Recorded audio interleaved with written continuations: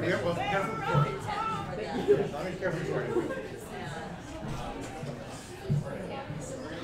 Sarah, we are streaming now, so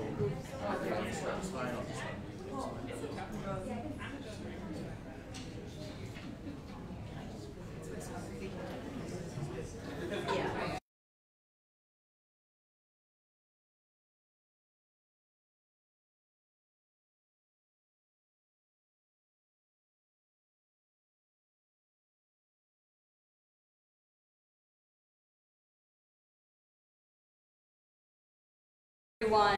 I see folks filtering into the room, so just a quick intro before we get on to the main program.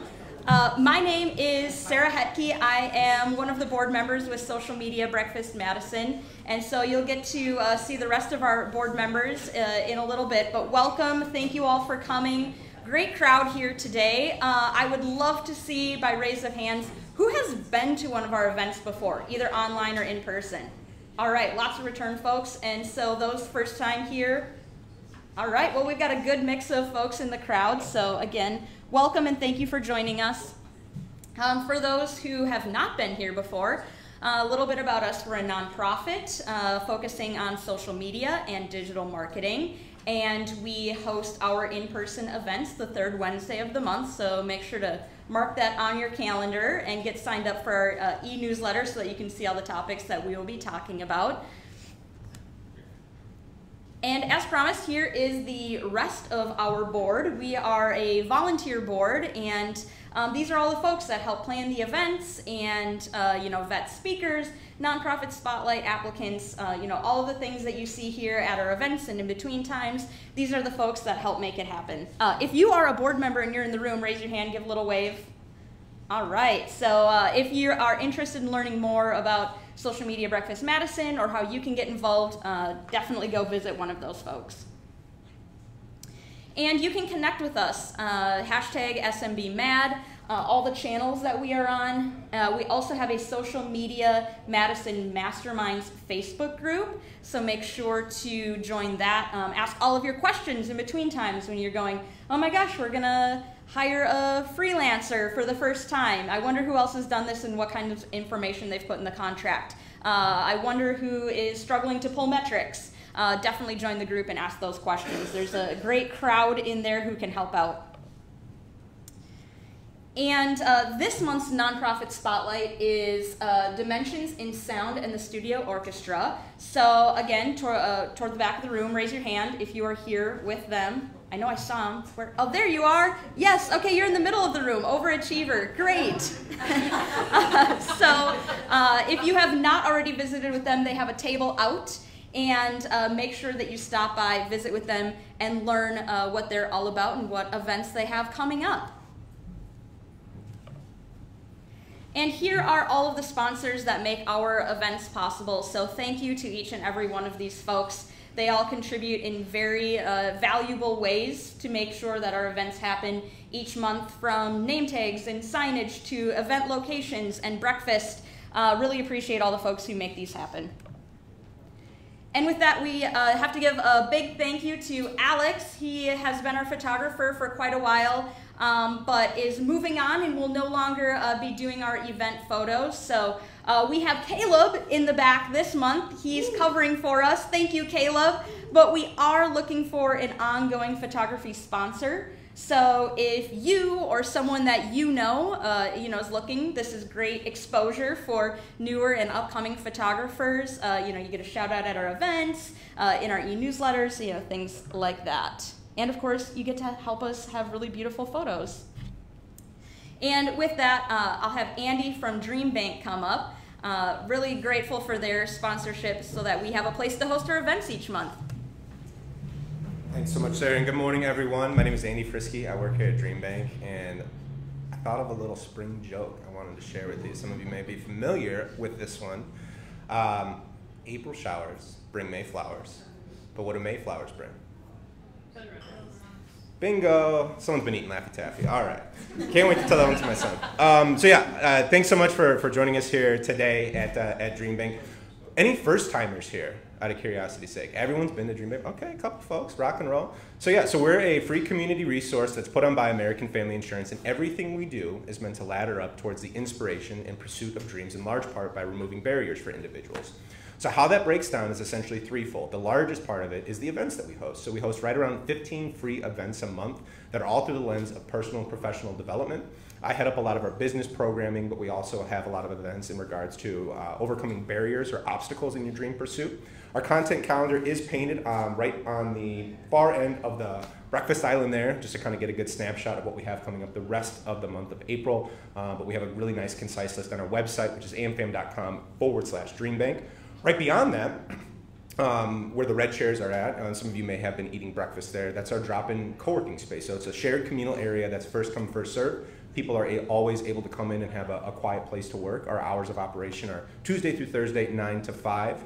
And then all the way at the back of the space, we have a very robust and interactive exhibit. It's all rooted in positive psychology, meant to embody some of the beliefs and values of the company, but some really cool intrinsic takeaways there that all ladder up to building your dream. Lastly, we also offer up the space to community members to host their own events outside of our programming, such as Social Media Breakfast Madison. So if you are interested in learning more about that, hosting your own event here, please go ahead and find myself at the end of this event. And with that, I will kick it back to Sarah. Great, thank you, Andy. Let's give him a round of applause. We really appreciate having a place to host these events each month, so appreciate their ongoing sponsorship. And really appreciate Sal's. They've been our breakfast sponsor for the last few months. Who enjoyed breakfast? Round of applause. Yes. I know I do. I have to get up early to come in here, so I love having a breakfast. And they put on a great spread each and every month, and it's always something just a little bit different. So it's been great to have them on board. And also just want to give a plug that they do catering. So if you thought this was a great breakfast, you're looking for pizza at an upcoming event, they can do catering for you as well. And we give away a Yola's Cafe gift card, so stay tuned to find out how you win it. This month it'll be a little bit of a mystery, but you'll learn by the end of the event how and who is going to win that. And without further delay, I'm going to turn it over to our main speakers and the reason you are all here today, learning how to build better content calendars.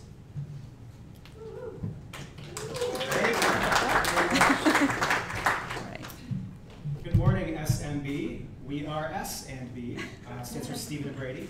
We are a strategic marketing agency here in Madison. We have over 70 years of experience working with both local and national brands. I'm Brett. I'm one of our associate creative directors.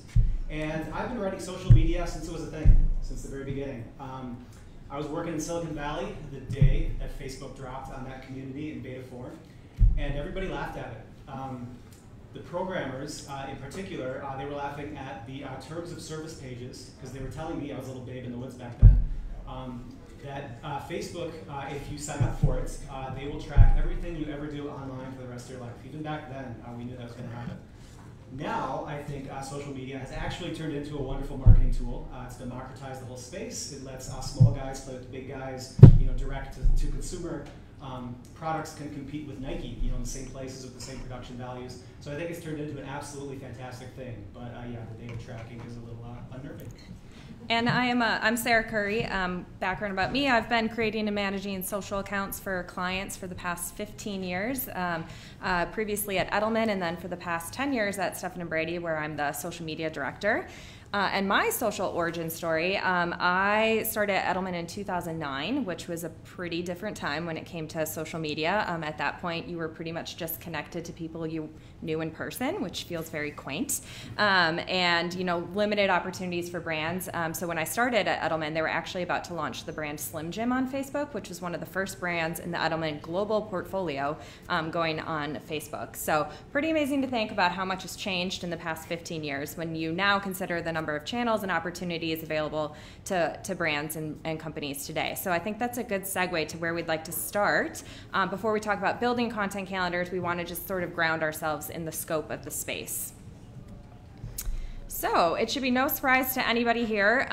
There's a lot of content shared and consumed on social media every single day, which also then means that there's enormous attention for consumers, enormous competition for consumers' attention. So the average person uses 6.7 social media channels per month. I actually asked my husband last night when I was reviewing these notes, how many do you think? And he said 0.5, so he was a little off. He's not on social, obviously a little bit different over here. And then the average person spends 143 minutes per day on social media, and you can see on this chart here the amount of content that's shared and consumed every minute of the day on the internet. So 625 million TikToks watched every single minute, or 66,000 photos and videos shared on Instagram. So again, a little bit of competition out there for consumers' attention. But if you can break through all of that and reach your audience, the rewards are definitely worth it. So we know from research that 76% of consumers are using social media to find brands and products, and 41% of small businesses depend on social media as a revenue driver. So then the question is, how do you break through all of that and stop the scroll and reach your audience? So we have 5 tips today we're going to talk about for building a better content calendar. So we're going to spend the rest of our time digging into each of these, and then we have a lot of fun examples to show you as well. So our first tip is to uncover your universal truth. So this is your content North Star. So what is the universal truth that as a brand or a company you're speaking to? So ideally this would be outlined in your social media strategy, which is a great foundational document that every brand or company should have in place. It helps ensure a few things. One, that all of your social content is laddering back to your brand and marketing objectives. And then 2, that your social content is aligning with those brand core messages. So how do you uncover that that universal truth? So we have some thought starters or questions to ask yourself as you're helping define this. So what makes your story unique? What does your audience care about, and what can you say to them to impact or change their behavior? What do you want your customers to think about your company? And then I think most helpfully, or most importantly, take a step back and really look at your brand as your customer and what do they feel, because that's really the embodiment of your brand. So you can distill that down to 1 to 2 sentences that is a through line in all your social copy that doesn't have to be actual copy. This universal truth isn't an exact copy you're sharing on social media. Again, it's just that guiding North Star or that theme that ties all of your content together. And then once you start to hone in on that universal truth, the next thing I would do is come up with some loose content guardrails or ideas that demonstrate how the universal truth comes to life. And again, these can be a part of your social media strategy. So map out your tone of voice. What do you want your brand to sound like? I like to usually come up with like 4 to 5 adjectives to describe what your tone of voice is and isn't. Your personality, what does your brand feel like? You can even give it a persona if that's useful. An example of this from a brand I worked on long ago at Edelman was Chef Boyardee. We were helping launch them on social media, and their goal was to build relevance and affinity with 2 very different target audiences. They had moms and tweens. So you have moms who are trying to still control their kid a little bit but want to help build their confidence, and then you have tweens who are trying to exert their independence but still want to feel safe. So how do you speak to both of those audiences? So the persona we developed was the voice of the uncle. So he was a trusted confidant to mom without being, too stuffy, and then he's also that supportive, safe role model for tweens. So that's just an example of like giving it an actual persona can be helpful to help think of that in your mind as you're creating content. And then lastly, I find it useful to create content pillars. So these are like 3 to 4 overarching content categories that guide your content creation, ladder back to your objectives. They're a great starting point then each month when you go to create content. You can look to those pillars as a starting point. And just a quick example here, looking at local business Jackknife, if you all are familiar with that. So they're a fast casual takeout sushi spot from the owners of Red. And I think they do a really nice job with their social media. So if you look at their website, you can tell that their universal truth, it's literally spelled out, is just good sushi done fast. So they're aiming to kind of revolutionize the takeout sushi world. So they're using more premium ingredients. They have bigger, bold flavors, non-traditional sushi. And then that translates through to their social with bold colors, high impact photography. They have a really modern voice. And then when you look at their content, you can definitely see they have clear content pillars, like I talked about. So first, obviously, they have something, a pillar focused on the menu, appetite appeal. You know, they're sharing what specials they have, or they have reels that are showing just their beautiful food or photography. Then they have a clear content pillar focused on education. So because they are a little bit different than a traditional takeout sushi spot, there's a bit of education that goes with that. So you can see they have a recent reel all about what makes their tuna different and special and more premium. They also have reels talking about their takeout and their online ordering, because it is a bit of a different process than your traditional takeout sushi.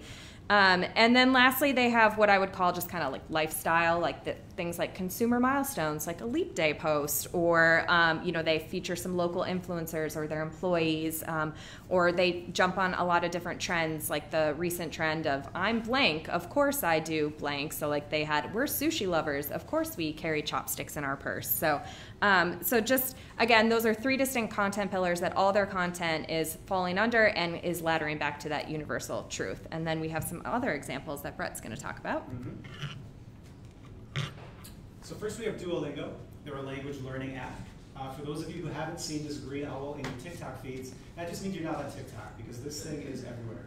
Basically, why don't you play it real quick, Sarah? And they are on their way to teach the girlies how to flirt in French.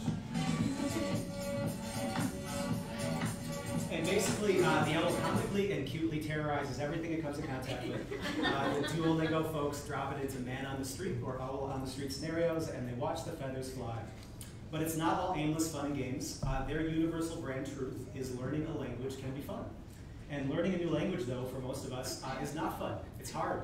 It requires a lot of rules to follow, but nothing about this owl seems hard. It seems very informal. It communicates if learning a language can be fun, this dumb owl company is probably the one to do it. Learning a new language can be fun is their North Star. Next we have Yeti, which is a little more straightforward. Let's play this first one. Ask yourself, what do you think of when you think of the Yeti brand? For instance, did you know that they make tote bags? And if you did, what would you assume? You'd assume that they'd be super useful, super tough. And there.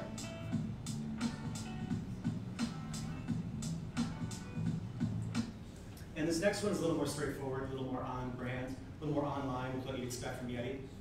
This is a tough activity. The backpack is clearly waterproof. They're pouring ice into it. And it's also that these two badasses can enjoy a beer on top of Mesa. So their North Star is the right gear can help you stay on longer, travel farther, and in the case of these two, live harder. Okay, so we talked about a lot of competition for consumers' attention, and they're inundated with content. And then, thanks to algorithms, as I'm sure you all know, consumers aren't necessarily even seeing everything that you're posting. So our second tip is to leverage your universal truth and then tell that same story over and over and over again. So this could be repackaging the same content in a different way. It could be recutting a video and with different clips, for example. It could be leveraging the same message in different formats, so as a text post, in a video, as a meme. It could even be taking advantage of a trend and then putting your own spin on it. So this, again, is where I think that content pillars are really useful, because if you know the key messages you're trying to communicate every month, then it's just finding different ways to tell those same stories. Another great way to put this into practice is to throw spaghetti on the wall. So perhaps you have a quarterly or monthly brainstorm and you throw at ideas, no bad ideas, just see what sort of sticks, and then test some things out and see what works and then optimize from there. And then lastly, look to your feed. So obviously seeing what other brands and influencers are doing can be really inspirational. The one caution is not to force your brand into a trend that doesn't make sense, which is something we'll talk about a bit more later. And then remember that you're only just seeing a fraction of the content that's out there. So your feed is a great starting point, but it's just that, it's a starting point. So use that and then maybe see where it takes you and explore from there.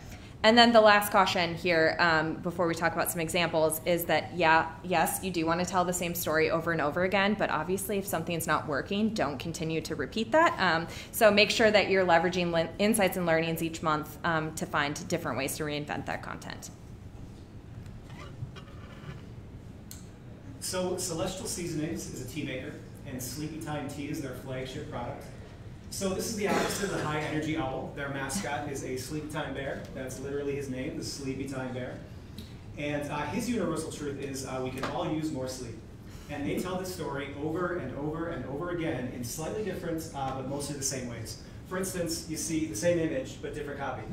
Normalize eating dinner at 3 p.m. and being in bed by 8. Me as soon as it hits 5 p.m. And they do this both statically and in reels. My beige flag is that I will be in bed by 9 no matter what. Work till 8:30, in bed by 9. Invited to go out, in bed by 9. Laundry pile on my bed, that's the laundry pile on the chair now because I am in bed by 9. And this last one sums up perfectly what they're trying to do. I have one undeniable vibe, and it's this. Time bear, over and over, slightly different, but you get the point. Their teas make you sleep. Then we have Vital Farms. They're focused on bringing ethical eggs and butter to the table. You may recognize them from their striking black packaging, which we'll see in some of these examples. And they use a lot of different ways to get their main brand values across. First, we see their free-range chickens, just free-ranging it. Next, we have a nice little piece of guerrilla marketing. After Twitter was infamously renamed, they put up a bunch of out-of-home advertisements. This is a bus ad.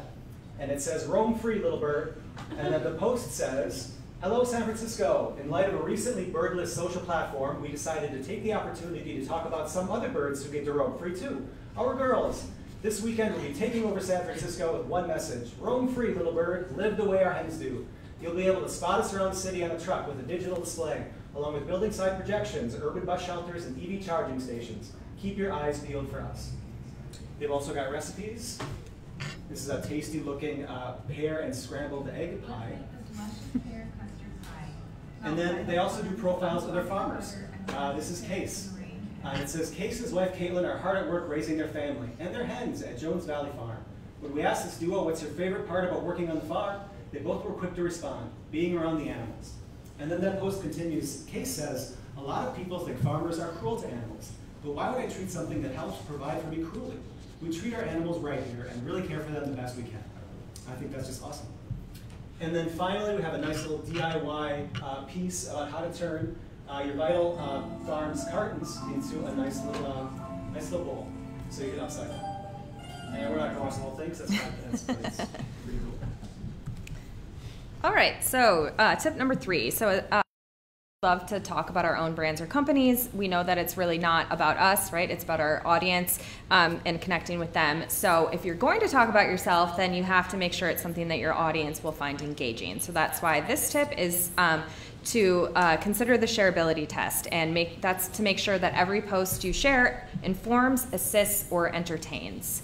I've also heard that referred to as the NPR model. So if you think about them, they're sharing great content every single day, so then you don't mind when they talk about themselves a little bit and host their pledge drive. And it's because they're providing that value every single day that you don't mind when they're talking about themselves.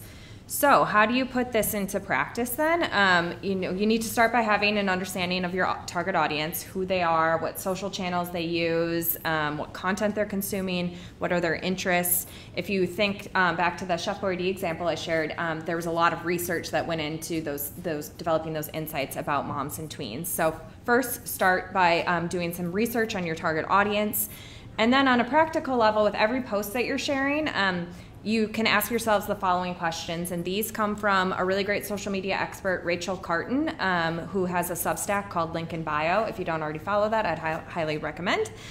So ask yourself with every post, will my target audience feel something when they see this? And that could be any emotion, it could be motivation, it could be excitement, it could be inspiration. Will this post build my community? So will it make people want to stop and share or comment? And then is this post providing some sort of value or service? So it could be linking to an article or piece of thought leadership on your website. It could be an explainer video that breaks down a complicated topic, whatever it is. So with each post that you create, the goal is to aim for 2 out of the 3 of these questions.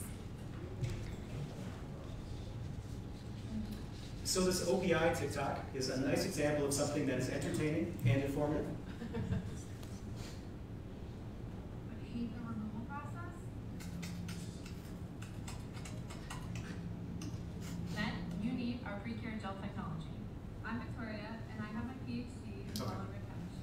So Sarah tells me this is a very relatable piece to anyone who's tried to take off their own gel mannequin. It makes them feel seen, apparently. I have them on right now. Oh, you get to take them off. I'm going to have a professional take it off, but maybe I could watch the OPI video. Anyway, this is clearly informative.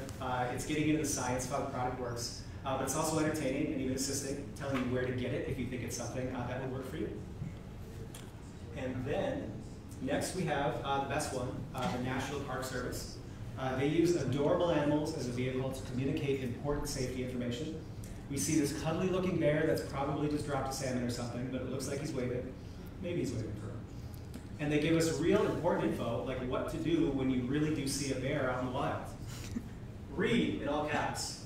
Please don't run from bears or push your slower friends down in attempts of saving yourself.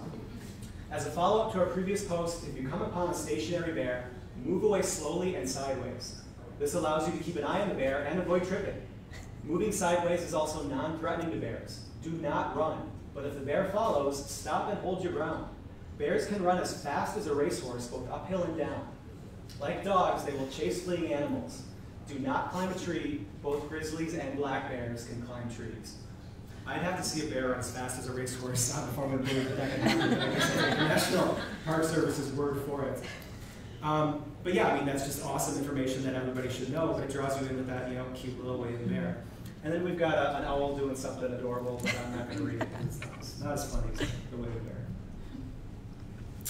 All right, so tip number 4. It's one thing to know what you want your audience to know about your brand or feel, but what are they telling you?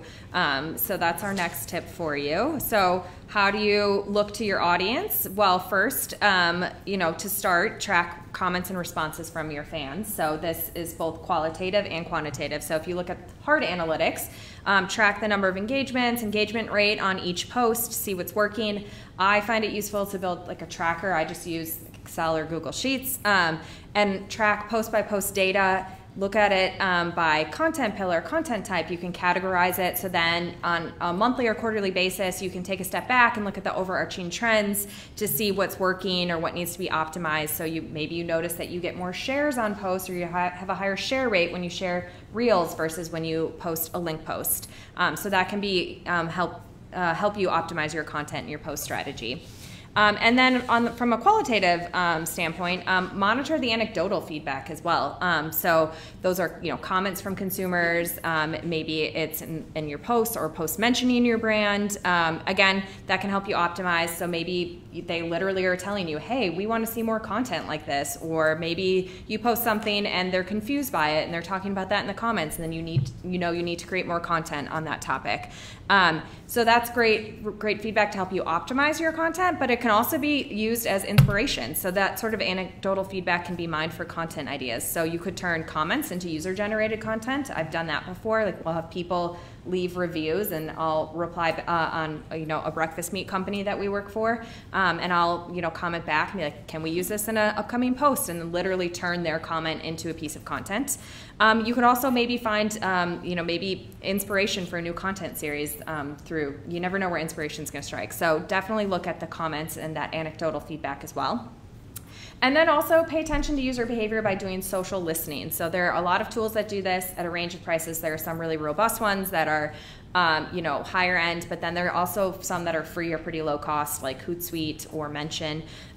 You want to see what your consumers are talking about outside of your channel, because they're not always going to tag you or mention your brand correctly. So how are they talking about when you're not paying attention? So do some social listening. Maybe you see that your consumers are using your product in a different way than you expected, or maybe they're even poking fun at your brand, and you could turn that into something, show that you're on the inside and you get it. twist that into those insights into content. It's also a great way, social listening, to pay attention to what your consumers care about outside of your product category or your industry, and that can be useful for coming up with relevant ideas as well. And we're back on the owl because they do a great job of this. Let's play on. And it says, "Will you just try to do your work without being terrorized by an owl?" How am I supposed to win laugh love in these conditions? So Duolingo is a perfect example because the owl started off innocently enough. They just showed you a cute owl as a friendly, knowledgeable mascot, become as wise as a young owl, you might say. But people started interacting with it in the comments. They started using it in memes. They kind of started egging it on. So Duolingo ran with it and turned it into this adorable little badass and their North Star, and they did it all because of social listening. And then we've got Dunkin'. They're saying me tomorrow, and Pumpkin is back at Dunkin'. And they're showing itself in a basic flannel, ready to start living that basic pumpkin spice life. Along with their fans who don't care that they're basic, because for them, nothing is tastier than pumpkin spice in the fall. And Dunkin' knows this because they read it in the comments. All right, and then our last tip is to be trendy yet timeless. And what we mean by that is to find ways to create ownable content. So this could be an ongoing content series that's unique to your brand. Maybe it's a very defined creative look and feel that you apply to all of your content. The goal is that someone sees a post in their feed and they know it's from your brand without even having to look at the name. And this is useful for a few reasons. One, it's a great way to stand out and stand the test of time. And then two, it also puts into practice the idea of telling the same story over and over again. And that doesn't mean that you should never create trendy content or leverage memes, but think of how to do so in a way that feels ownable. And we have some great examples of that coming up. So how do you put this into practice? As we talked about, content pillars are a great way, a great starting point. So you can use those to brainstorm some ongoing content series that feel unique and ownable to your brand. Again, trends definitely are a great and easy way to create content, so definitely monitor for those, keep your eyes open, see what makes sense based on your social strategy and your content pillars. And then when you do identify a trend, just make sure that you're, again, finding ways to make that ownable to your brand. What spin can you put on it that is unique to your brand? And then lastly, in our client work, one thing that we're always trying to do is find ways to make sure that our social content is integrated with the rest of our marketing or advertising efforts. So that's another great and easy starting point. Are there things that you're already doing that you could just adapt and turn into a content series? And we have an example from one of our clients, Jones Dairy Farm. So yeah, this is the client that Sarah and I work on. We do all of their social together. Gave us the idea for this whole presentation. And let's play their honest to goodness campaign that we do for them. From a mom, I know that's nutritious. I know that the ingredients are the best that you can get. You can feed your families with confidence and know that they're gonna love our products. So Jones is family owned. That's Lisa. She's a 7th generation Jones. She's also their marketing manager, and she's a mom. And there she is feeding tasty Jones food to her kids, which she can do confidently because Jones really is it's a great product. They use only natural ingredients. Their biggest competitor is Jimmy Dean, which shoves a bunch of crap into their stuff. And they're family owned. Jimmy Dean is not. It's voiced by a long dead man who was not a family man. So there's lots of really good ways for us to differentiate Jones from their biggest competition, being family owned, all that kind of stuff. So this stuff is instantly ownable for that reason. And then also we take that campaign and we slice it up a dozen different ways on a dozen different channels. We take pull quotes from it, turn them into a static ad. There's Lisa doing it. There's her stepdad, Philip. He's a 6th generation Jones. He's the CEO, chairman of the board. And we do a bunch of stuff with him in the kind of the same way. And then you just use it 6, 7 different ways, telling the same kind of stuff over and over again in slightly different ways.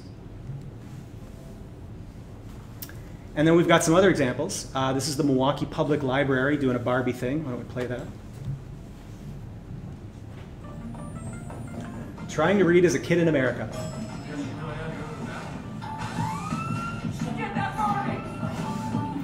So anyone who's seen the movie recognizes this scene. It's Will Ferrell and his goons chasing Barbie through a soulless office space. And they've been doing some really wacky stuff on TikTok, the library has. And everyone is fluent and wacky and absurd on TikTok. So this is a great example of sticking to your universal truth, reading is fun, but doing it in a way that's perfect and on trend for this channel. And then we have Yasso. Yasso makes yummy Greek yogurt bars. And as you can see, they have a very trendy look, but whether they're using product shots, packaging, or they're out by the pool, it always looks like a Yasso shot. This consistent look is instantly recognizable for their fans, and it starts the brand awareness jersey for potential customers. All right. And that's all, folks. That's what we have. Thanks for we look forward to your questions, first of all. And if you want the full presentation or summary of this, we have a QR code. It'll take you to our website. StephenBrady.com/SMB2024 also gets you there. So we'll leave this up while we answer any questions that you all have. All right, so I'll come around with the microphone, but real quick, for those online, we'll have the full presentation available to you. We had a couple mic issues, so presentation will be available for those that are in person and online. And with that, I'll come around with the mic, but raise your hand if you have a question. First question, anyone? I was just wondering if you could talk about your process for starting with a client, especially one who has no idea what the answer is to any of the questions that you just laid out. Like, blank sheet of paper, what's your process, how long is the onboarding, how involved do they have to be for you to feel like you can be successful on their behalf? And if you could just kind of walk us through how you approach that. Yeah, we work with clients in a lot of different ways. Some where we're just working on social, some like Jones, like we showed, where we're doing their whole advertising and marketing efforts. So the client involvement can be of any scale. Usually we do just like pretty in-depth discovery session when we have a new client, and that we walk through like a marketing brief, ask them all sorts of questions on, like if any data exists on, obviously it's best case scenario if they have a lot of existing data on who their audience is and, sales, whatever that we can dig into. And if they have some of that in place. So we usually start with a discovery session and turn that into a creative brief. And then from a social standpoint, I use that to start a social strategy. So that's really the first step, and that's a pretty collaborative process with clients. And it's going through, looking at your marketing, the marketing brief. What are your marketing goals and objectives? How does that translate to social media? What then, who are we trying to reach? And then, some of the other steps that we talked about. Okay, I'll ask a follow-up. Yeah. Hopefully other people have questions. What do you do if everything you're finding out does not match with what they're saying on their website or in their email marketing or in the world? Like, do you work backwards? Like, they hire you to do social, you're doing all this research, and you realize that the story they're telling on their website is not the right story. Like, how often do you have to work backwards to make sure that they're actually putting forward like a cohesive message moving forward? I don't know that we've ever actually encountered a situation where we've had to like. A small enough client. But we do obviously want to make sure everything is aligned. So like, on like Jones Dairy Farm, for example, we are making sure that the message that's on the web, they actually just redid their website. So like Brett and I think through how does that then translate? What do we need to optimize and change about our social strategy? Because we are changing, the website. And then same thing if we're, each year when we're doing planning from a broader integrated advertising standpoint, we're then thinking of how that translates to social media content, and then if we need to optimize our strategy. But I can't think of a case where we've had to go backwards. Yeah. All right, first question. And that means you win our coffee gift certificate. And now everyone else is That makes sense. So you said you have 3 to 4 if you're posting every day. How often are you going back to that story? Could you repeat the question? Yeah. How often are you repeating your content pillars? Pretty much every for Jones we have 3, and pretty much every single piece of content we share falls under one of the 3 of those.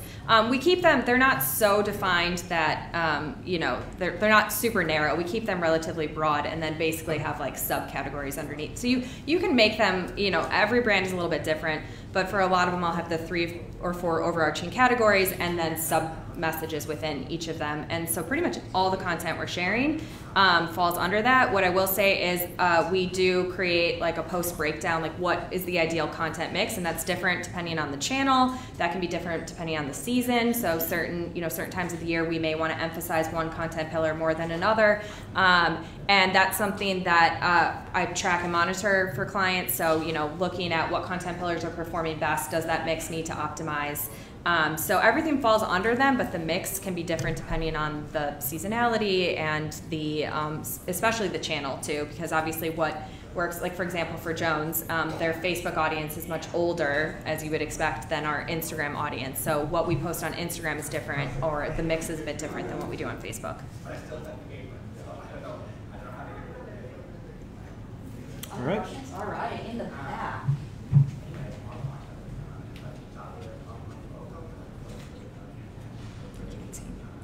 What is a response or an answer you've given to a client who asks to go viral? So to repeat the question, what do we tell clients when they say I want to go viral? And this is a very real question. Right. I usually just die a little inside first.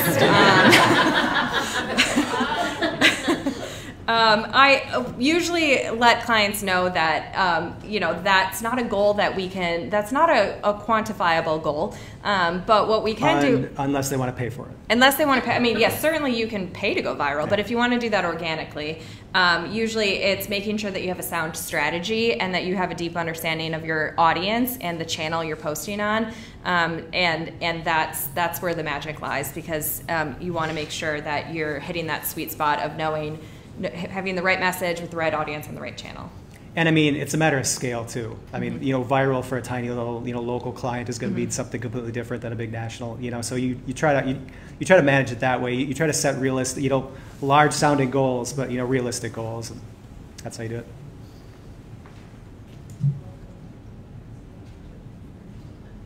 What's a good mix between paid content versus organic when you talk about your content calendar structure?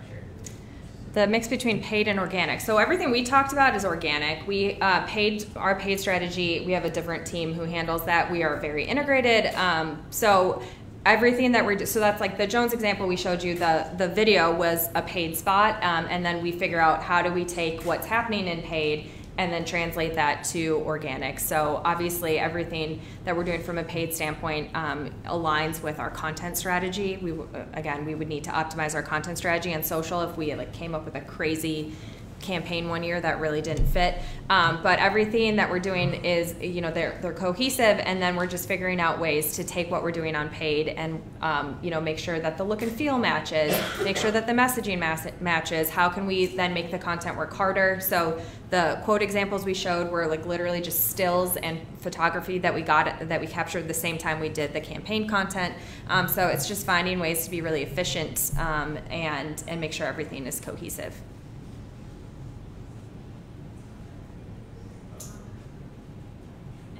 Questions? All right. Well, thank you all for joining us this morning. Our guests are going to stick around, so if you've got a couple burning questions that you just didn't want to ask in front of the group, feel free to come up and chat with them. A couple more slides before we wrap up. We have our QR code up here so you can connect with us to learn all about becoming a speaker, volunteering, nonprofit spotlights, all that you see up on the screen. Go ahead and scan that QR code. You can find more information about that as well as on our website. And I mentioned mark your calendar, just ongoing recurring event, third Wednesday of the month. We're always here. But in May, we'll be talking 5 strategies to cultivate work-life harmony. May is Mental Health Month. And if you all are anything like me or the other social media managers, I think mental health needs to be front and center. And to our Yola's Cafe winner, bring your certificate down to redeem it for your real gift certificate. And thank you for being the bold person to ask the first question. And with that, thank you all for joining us, and we hope to see you all here again next month.